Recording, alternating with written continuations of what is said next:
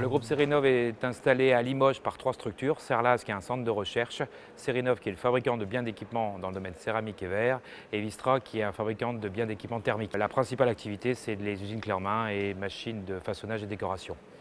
Le groupe à Limoges, c'est 70 personnes et qui réalise un chiffre d'affaires d'à peu près 10 millions d'euros. Alors pour développer le groupe, déjà on va le développer sur Limoges puisqu'on fait un agrandissement de 1500 m² courant de l'année.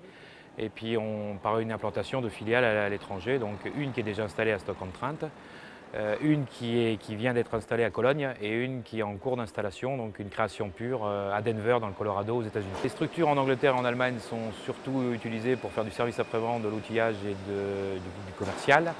Et les structures aux États-Unis, c'est vraiment pour réaliser et fabriquer aux États-Unis, pour faire du Made in USA pour le Canada, les États-Unis, mais aussi le Mexique.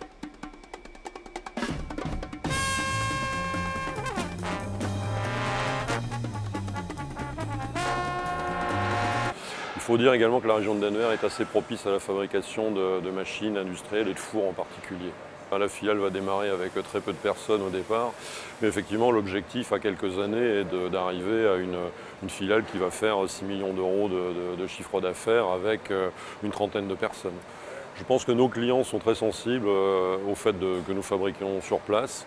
Il y a également le fait de respecter les normes américaines et puis les standards américains en termes d'électricité, de mécanique. Vous savez qu'aux États-Unis, on n'est encore pas au système métrique, par exemple.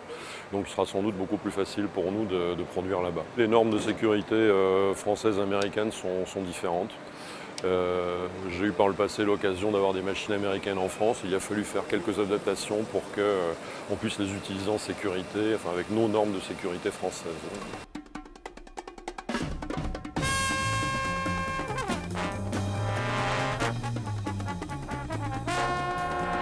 Il y aura obligatoirement au début des passerelles. Nous n'allons pas créer un bureau d'études et un service recherche comme ici, si vous voulez, dès le départ.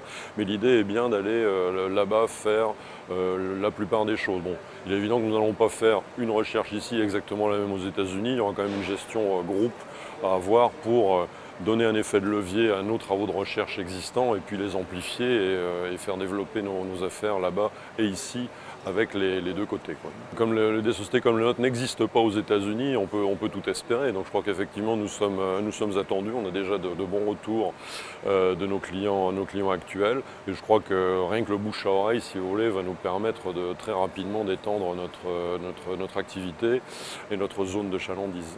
Un commercial français qui doit aller aux États-Unis, même s'il y passe du temps, il perd son temps effectivement en voyage, il ne va pas rester là-bas pendant des mois, alors que là, on a une réponse immédiate. En plus, vous connaissez un peu les États-Unis, on prend l'avion comme on prendrait le bus, si je puis dire, en France. Donc tous les gens sont très mobiles et c'est très facile effectivement d'aller voir les clients aux quatre coins de ce grand pays. Je pense qu'on pourra vraiment réfléchir à chaque commande. On parle des États-Unis, de l'Europe, mais il y a également l'Asie qui est très important. On pourra réfléchir à chaque commande. Est-ce que l'on fabrique cette machine aux États-Unis ou est-ce qu'on la fabrique à Limoges?